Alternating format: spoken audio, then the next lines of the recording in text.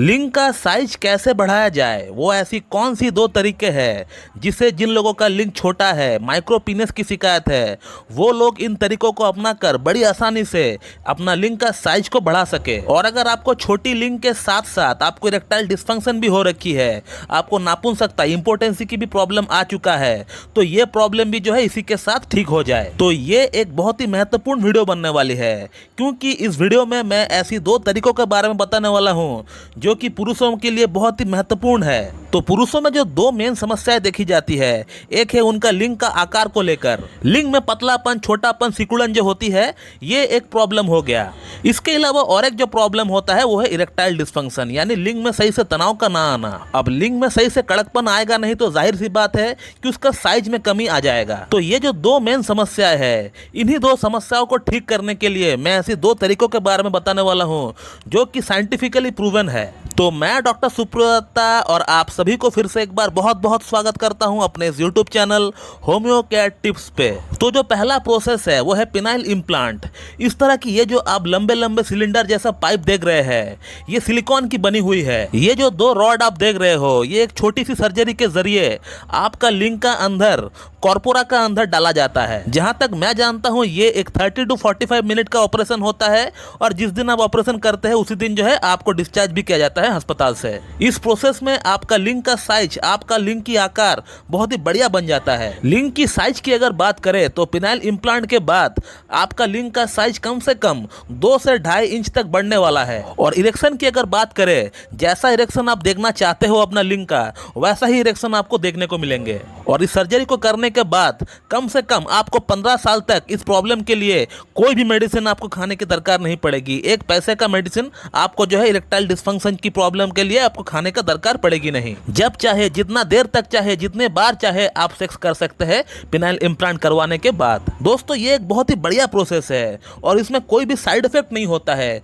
ये सबसे इसका बड़ा प्लस पॉइंट है। लेकिन ये बहुत ही एक्सपेंसिव है। इसका जो खर्च आता है वो इंडियन रुपीस के अकॉर्डिंग कम से कम 2 से 2.5 लाख की पड़ती है। अगर आप इतना खर्च कर सकते हैं, आप फिनेंशियली उतना स्ट्रांग है, और इसके अलावा आपका अंदर एक गट्स भी है इस तरह का सर्जरी को करने के लिए, तो फिर आप बेझिझक, बिल्कुल मैं कहूंगा आपको, इस तरह का जो सर्जरी है आप इसके बारे में सोचिए। और अब बात करते हैं अगला प्रोसेस के बारे में। तो दोस्तों अगला जो तरीके के बारे में बताने वाला हूं मैं आपको, ये भी बहुत ही बढ़िया है, ये भी जो है साइंटिफिकली प्रूवन है। तो इस प्रोसेस को भी आप अपना कर अपना लिंग का साइज और गिर्थ दोनों को बढ़ा सकते हैं। और उसी के साथ अगर आपको इरेक्टाइल डिस्फंक्शन की प्रॉब्लम है, नापुंसकता की प्रॉब्लम है, तो इस प्रॉब्लम को भी आप बड़ी आसानी से ठीक कर सकते हैं। तो जिस प्रोसेस का मैं बात कर रहा हूं वो है होम्योपैथिक ट्रीटमेंट के जरिए। दोस्तों आप लोगों ने ऑलरेडी देखा है कि मैं कैसे अपना पेशेंट का लिंग का साइज को बढ़ाता हूं और इरेक्टाइल डिस्फंक्शन की प्रॉब्लम कैसे ठीक करता हूं। ढेरों केस हिस्ट्री, ढेरों रिव्यूज हमने आज तक इस चैनल के ऊपर डाल चुके हैं, वो भी प्रूफ के साथ। जो हमारे चैनल को सब्सक्राइब करके रखे हुए हैं बहुत दिनों से,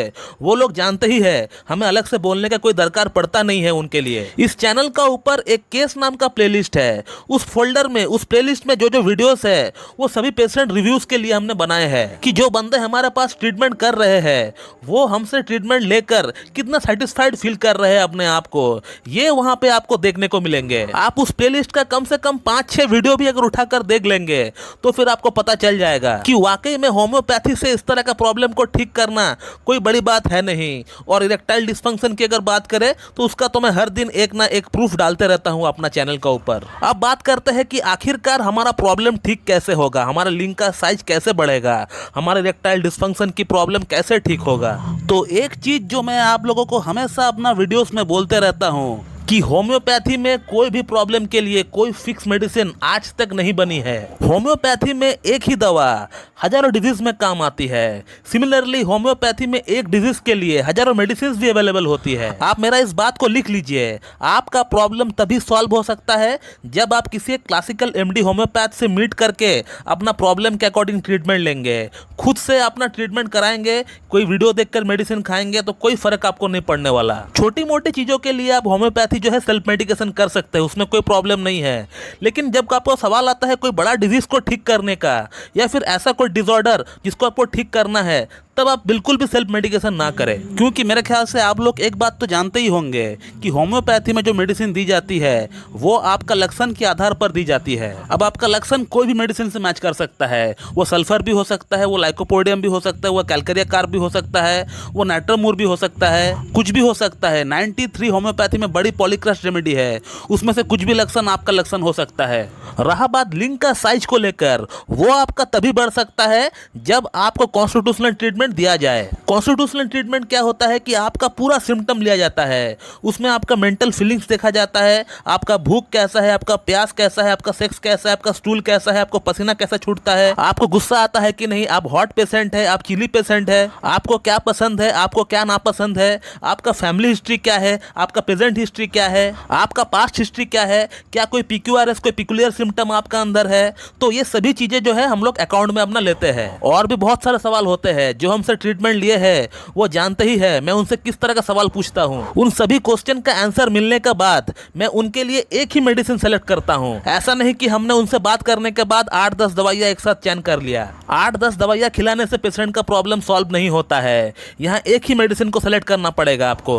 उसी एक मेडिसिन को आपको जो है सही पोटेंसी में पेशेंट को खिलाना पड़ेगा लंबे समय के लिए, और बीच बीच में एक नोस्रोड आपको डालना पड़ेगा, तभी जाकर आपका प्रॉब्लम ठीक हो सकता है। तो एक प्रोसेस है पिनाइल इम्प्लांट का और दूसरा प्रोसेस है होम्योपैथिक ट्रीटमेंट का। दोनों ही प्रोसेस में आपको सक्सेस मिलता है, लेकिन आप पे डिपेंड करता है कि आपको कौन सा तरीके, कौन सा प्रोसेस को आपको अपनाना है। अगर आप फिनेंशियली स्ट्रांग है, आपका अंदर गट्स है इस तरह का सर्जरी को करने का, तो आप पिनाइल इम्प्लांट के बारे में सोचिए। और अगर आपका अंदर उतना गट्स नहीं है इस तरह का सर्जरी को करने का, तो फिर मैं आपको कहूंगा कि आप होम्योपैथिक ट्रीटमेंट कराइए। किसी एक अच्छी MD क्लासिकल होम्योपैथ के पास जाकर उनके सामने बैठकर पूरा एक थॉरोली केस टेकिंग उनको दीजिए। डॉक्टर साहब आपको जो जो सवाल पूछता है वो सभी सवालों का जवाब आप उनको दीजिए सोच समझकर, और वो आपका सभी सवालों का जवाब जानने के बाद आपको एक ही सिंगल रेमेडी देगा।